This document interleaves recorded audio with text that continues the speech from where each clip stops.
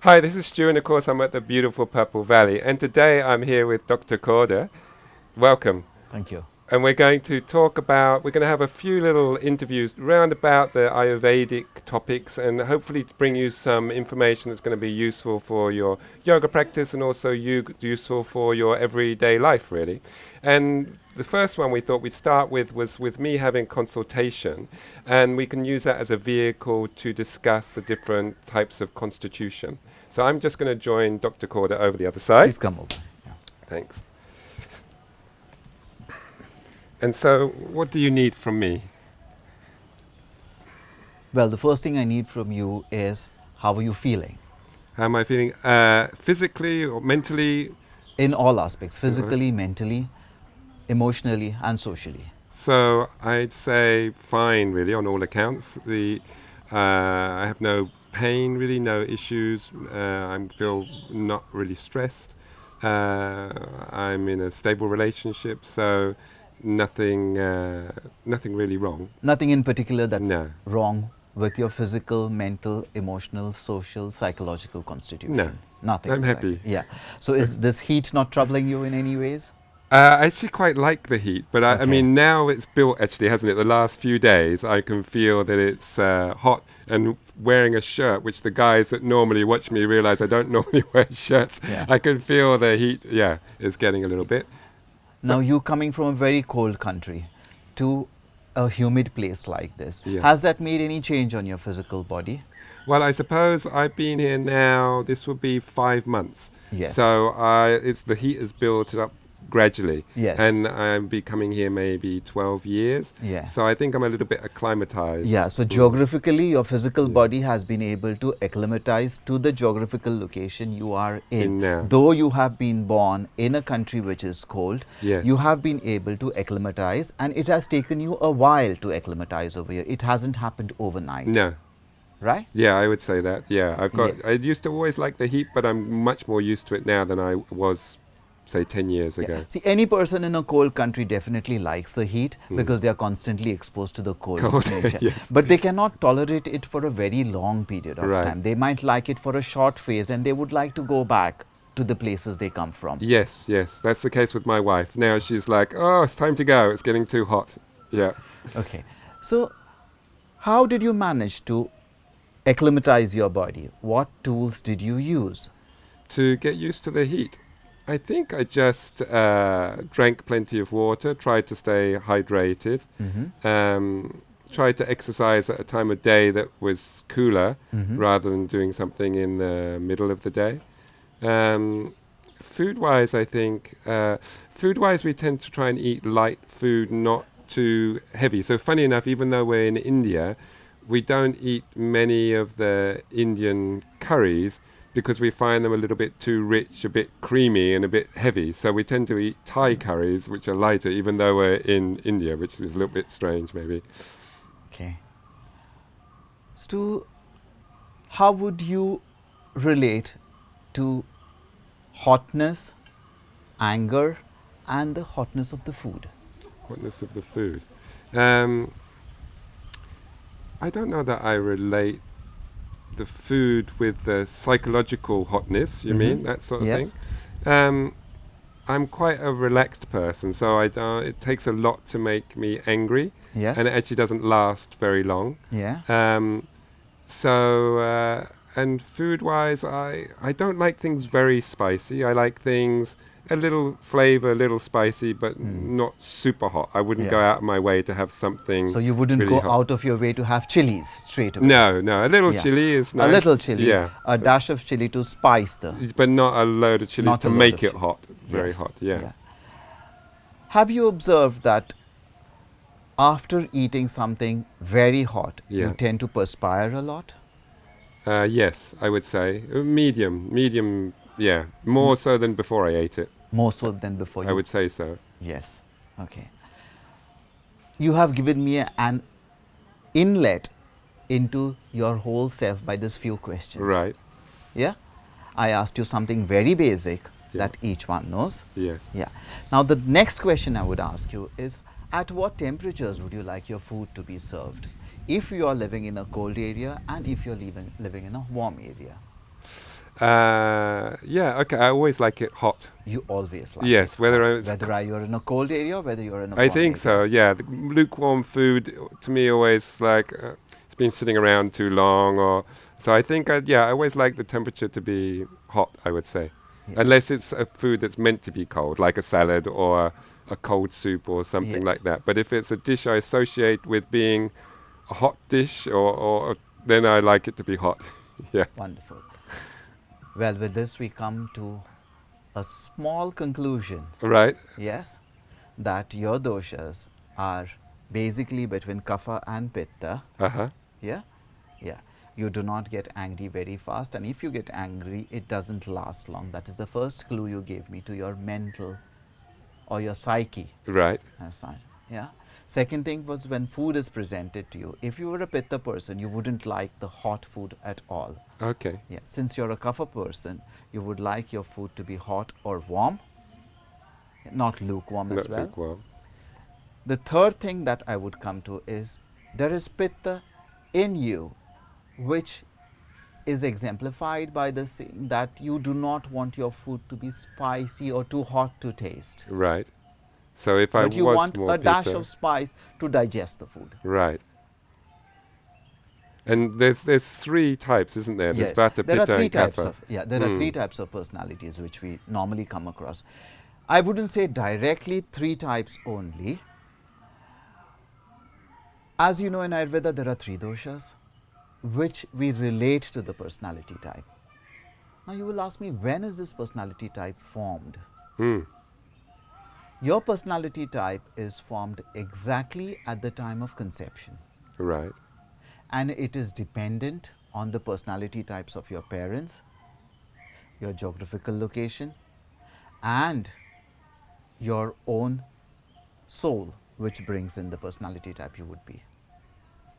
And how does that does it change much over time? Because I'm thinking of myself. When I was younger, I was quite, I would say, a little bit shy. Didn't do very well in group situations and that sort of thing.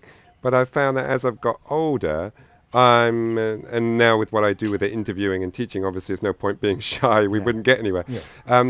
But I feel much more confident, much more a different type of person to I did even maybe 10 years ago or 15 years ago. That is an acquired trait. Right. Yeah, it hasn't happened overnight. It Yeah. has taken you a while to move away from your shell and come and face the general public. Now Right. you are able to do it because you are like the elephant. You will stand on your ground for a while Right. till you hold a strong footing, look around and see if it is comfortable for you to express yourself. Right. Okay. So it's sort of maybe the underlying tendency is still It is the there, underlying but tendency. there's Yes. a overriding coping mechanism. Yes, yes. Okay. Yeah. So these three types of personalities that we say basically, as you must have heard in my other interviews as well, that we have, as a general observation, we see three different types of people. There will be one set of people who are constantly agitated and constantly moving. Yes. They cannot sit at one place. Yeah. Very fidgety with everything that they do. They have to keep their things in order. Are they a nervous disposition as A well? little or- nervous disposition. It's like the wind which cannot stay at one place. It has to constantly move to around. know that it exists within itself. Right. So that is the Vata type of personality. The other types of personality that you will see is like the Pitta type of personality. Mm-hmm. This person is constantly agitated and angry. So we don't really want that one, do we? Yes, we really do. Agitated and angry with what? With any Yeah. small thing that comes across it. Any small thing can agitate. The sound of birds could agitate Right. and make him angry, or the sound of the sunlight, especially, it doesn't tolerate the heat at all. The more hot it is, Yeah. this person gets more agitated all the while. So that's the Pitta type of personality. He will be intolerant towards hot foods. He would be intolerant towards hot situations. His digestive capacities are excellent. He would eat food and digest it very fast and be ready to eat the other set of meals as well. He wouldn't easily put on weight. I was going to say, so that makes him less likely to put on weight. That makes him very less likely to put on weight. And these are the kind of personalities we require in the army. Ah, okay. Who can take decisions precisely, sharply, and act accordingly. Who, though look fragile emotionally, are very strong emotionally. So even though they've got a hot temper, yeah, they're even still... they still have the stillness within them. It's like the blazing sun. Right. Yeah. And then the Kapha type? And the Kapha type of personality is a very nice person, complacent, and yeah, you can just imagine an elephant. Right. Yeah. And so we associate quite often, or I make the mistake maybe, of associating Kapha type with a sluggishness, overweightness, or that. Is that also the case? It is the tendency to do it. Right. It is the tendency of the body to be overweight. It will have firmer, larger bones. Right. Nice, large teeth. Yeah. Big eyes. They can tolerate heat to a very large extent. They like the warmth and the heat. Right. And even in cold situations, they are not much bothered about it. Okay. They can tolerate the coldness as well. But these kind of people are not sluggish. They are very intelligent people, can direct their intelligence with a grasp and set it across. Uh-huh.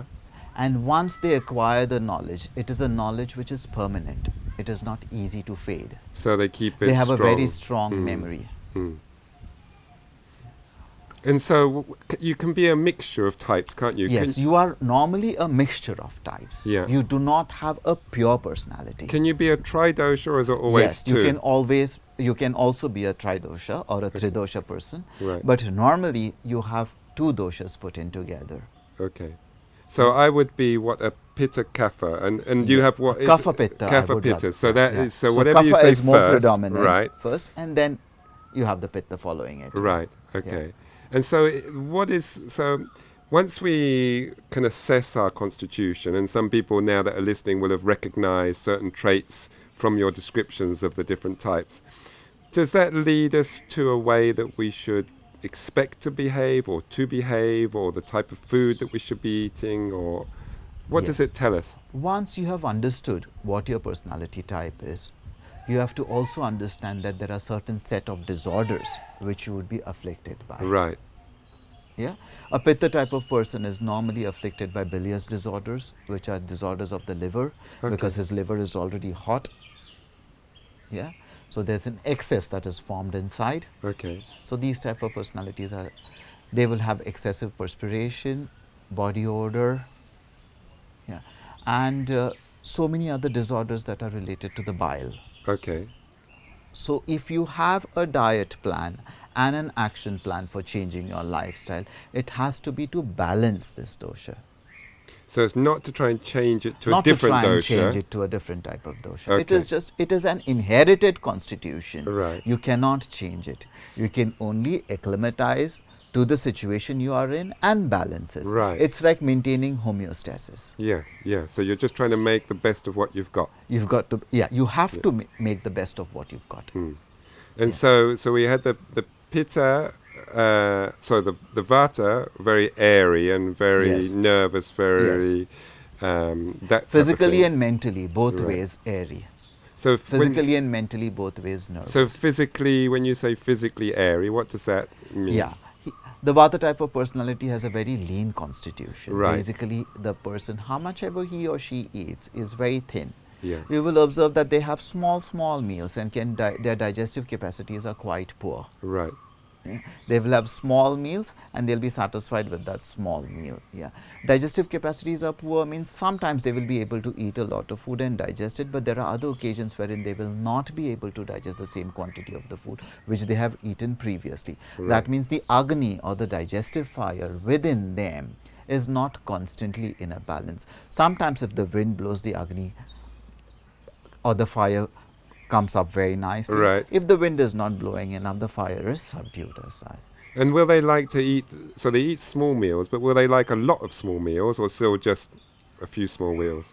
They would like a few small meals and Right. not lot of small meals. as Okay, such, so they're not filling the gaps Yeah, in yeah, and no, frequent not like filling- grazing no, or no, no. okay, Yeah. okay. Yeah. Some of them do have a tendency to do that, like graze in between on nuts or things like that. Yeah. Yeah, but constantly it is this. Yeah. They cannot tolerate cold at all. Right. They cannot tolerate cold at all. Yeah. The moment it is cold, they will be, if the cold is about 10 miles away from you, they will start shivering now. No, yeah. Now that's funny because I Yeah. really don't like the cold either. Yeah. I like the heat, Yeah. but I really don't like cold, and Yeah. hence I spend so much time away from Europe. Yeah. So does that mean that could I have an inkling of Vata, or am I just so far away from it No, that it wouldn't be? No, it Yeah. wouldn't be inkling towards Vata. Okay. I mean, even if you're put in a cold situation, your Yeah. physical status will show that it will not be, how would I put it? It would not be as intolerant to you as you say it is. Right. Okay. Yeah. Yeah. Yeah. And so, if you have a particular constitution, and is there any constitution? So we said make the best of what you've got. Yeah. But would there be a constitution that would be ideal to have as against one or the other, or does it really not matter? It's only about balancing. It is only about balancing whatever constitution you have got. Yes, Right. you have. It is finally to be used in the profession that you follow. Like as I mentioned earlier, the Pitta type of personalities would be excellent to be doing work in the army or in places where where Right. they're required to use their targets very much. And Yeah. then, so the other constitutions, what would they lead you towards? So if you were a Vata, Yeah, if you're a Vata type of personality, then I would expect you to do small forms of exercises and build up your body in such a manner that you can follow into any profession that you would want to. right? Exactly. Similar with the Kapha type of personality. Yeah. They would have to balance. The Kapha type of personality fit into situations where, like managers who have to take a lot of stress from everything that comes and then finally get a decision out, yet be undisturbed with the situations that are around them. Right, so very solid, Yeah, stoic very solid, type, stoic kind of type of personality. people. Yeah. So what about artistic types? If you're, do we see any predominance as far as people like musicians and painters and that sort of thing? Do they- Kapha Pitta type of people. Right, Yeah. Kapha Pitta. Musicians. Yeah. Yeah, so that's Painters, that sort of thing. musicians, all this kind of people. Ah, yeah. interesting. Yeah. And I understand that the pulse is quite a large part in the Ayurvedic insight into the body. Yes. So what role does that play? And what are you looking for when you read a pulse? Well, if I am to read If your you read pulse, my pulse, yes, yes. I would put a thumb over here and then use my 3 fingers Mhm. to diagnose. Each finger stands for a particular dosha. Right. The index will stand for the Vata, the middle will stand for the Pitta, and the third, the ring finger, will stand for the Kapha. Okay. Yeah.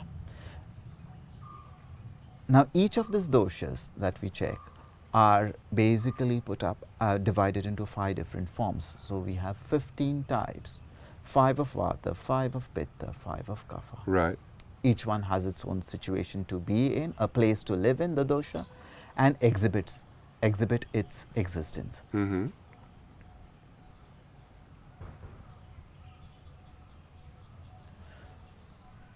And so what are you sensing with, because when people have taken a pulse, like in the West, we think of taking a pulse as in the number of beats per minute. Yes. But that's obviously only one element of what you're sensing. Yeah. At the moment, what I'm sensing is its speed and the way it moves. Right. Whether it moves like a swan, whether it moves like a snake, or whether it moves like a frog. So that for a lot of people, even myself now, I'm trying to imagine what that means. Yes. So how does Yeah, that? it is out of practice that you Right. get it. Yeah. Yeah. And it's out of prolonged practice. The pulse reading in Ayurveda is not the only tool. It is one among the 8 tools that have been said Right. to diagnose a person. And so Though it is made to seem very exotic. yes, yeah, because it's to the West, it seems wow, they Yeah. can tell so much just from the yes. pulse. It is one of the 8 kinds. Right. And the other tools are? Yeah, first one is what you see, Yeah. second one is what you feel, and third one is what you question the other person. Right. Yeah. These are the primary tools. Yeah. The pulse gives us certain insight which the patient might have forgotten to tell you or is not interested in telling you, the situation of the doshas for that moment in the body. Right. If the dosha has been lying agitated in the body for a prolonged period of time, let us say an emotionally disturbed person Right. will have a lot of backache associated with it, because Okay. he holds on to his emotions at the root chakra. He may not tell it out to you, but you can sense the backache on the vata On the over back. there. Yeah, right. Yes, yes. Okay. And so the same thing goes if anybody is suffering from a physical pain or injury, will Yes. you'll sense that? Yes. Digestive capacities. Now, is it 2 hours since you've had your meal? Probably Approximately? more, maybe Yeah. more, I would Yeah. say. Your digestion is in the second phase of digestion, and that is why at the moment we are seeing, I can feel the beat much on my middle finger, Right. wherein the bile is really active, the pitta is really active to digest your food. Right. So it has gone into the intestines, wherein it is getting digested Yeah. and getting absorbed. So this phase over here is more predominant now. Okay. Secondly, the time of the day. Yeah. It is afternoon now, and that is why this phase is more predominant. Right, so I'm now. more in that recovery restoration yes, phase. yes, yeah. Oh. The second tool I would use is to see your tongue. Yes. Yeah. Okay. The tongue is the mirror to your gastrointestinal tract. Right. It is also a mirror to your digestive capacities. So if it's not, things are not going well in the Yes. intestines, it will show up as Definitely what show sort up. of things will you see, like a furriness or a Yeah, there will be a furriness, there will be a coating, there will be a color of the tongue. right. And so what's my tongue look like? Because I haven't seen it for a long time. You can tell the audience that my tongue is disgusting. It isn't disgusting as it is, yeah. It isn't disgusting. Your digestive capacities are well maintained by you because you've been eating light now. Right. Yeah? Yeah. So it's getting digested very well. The exact way a tongue has to be, if I have to give an example of a healthy tongue, Yes. will be if you've seen a dog, which Yeah, is healthy, very pink and very pink yeah. and wet. Yeah. Yeah? So you want it like a dog's tongue. Yeah, I would like. That is the best way to describe how Okay. a tongue would be. Because you do, sometimes people's tongues, they look a bit green or they look a bit furry. Yeah, they look What's- green, they look furry. Yeah. That means there's a lot of indigested material called as ama, which Right. is within the body, which is explained out on the tongue, Right. exhibited out on the tongue. Yeah. So they would need to start thinking about Changing their diet some first. things. They would need to start thinking about where things are going wrong, whether they are in the digestive capacities or in the absorptive capacities, things are going wrong. Right. The moment, now ama is the first cause for any disorder. Ama in Ayurveda signifies or directs you towards material which is not digested by the body, Right. which can neither be absorbed by the body nor be thrown out of the body. And that is the first cause of a disease. Okay, because you're getting a build-up of Yes, something. yes. Okay. You're getting up, yes, you're sure right over there on a Yeah. build up for something. Yeah. So for instance, for myself, Mhm. we've established I'm a particular Yes, dosha, particular Yeah. combination of factors, yeah. and so are you able to tell whether I'm balanced or whether I'm leaning more towards a way that I should be coming back, or what do we do now with this information that we've gleaned? Yeah. Now, with the information that you have gathered about yourself, you can utilize it and avoid food substances which are going to put on more weight, because you will be easily able to add on weight to your body. Right. So those are the kind of food materials which you should avoid, like yogurts, Yeah. bananas, Any sort of sweet things? yeah, sweet things. Yeah. So anything like that. So just be careful about Yes. what I eat. Yeah, it doesn't mean that you stop eating everything. Right. It only means that you measure what you eat. Yes, yes. And what about psychologically then? So that's physically. That's physically. And what would support me psychologically? A lot of meditation would support you psychologically. Right. Meditation over here is required for you to initiate work more out. Right. It is not to subdue you. Okay. So It is exactly required to increase a little more rajas bhav in you, to increase a little more of activity in you. So not to, because we quite often think of meditation to bring calmness and stillness and that Calmness sort of and stillness of the mind. thing. But its reflection has to be on the body. Yes. Yeah? So With a calm and a still mind, a body which is able to physically take up work and has an initiative process towards any form of work. Right. And so would that change for if a person saw themselves as Vata, Yes. would the meditation, the qualities that they want to get from the meditation, would that change at all? Yes, it does. So how it does is finally the working of the mind over the body. Right. Yeah, it is not merely external substances that are initiating work within the body. Yeah. It is finally the working of the mind over the body. And that is what we achieve with yoga and meditation. Yeah. And we're going to talk in a little separate interview about the sister sciences, aren't we, Yes. of yoga and Yeah. Ayurveda and, Yeah. and how one influences another. Mhm. Great. Well, thank you so much, Dr. Korde, and I hope you're getting something out of that, and have a go at trying to recognize in yourself what constitutions you are. And we're going to have a lot more chats with Dr. Korde in a sec. Thanks very much.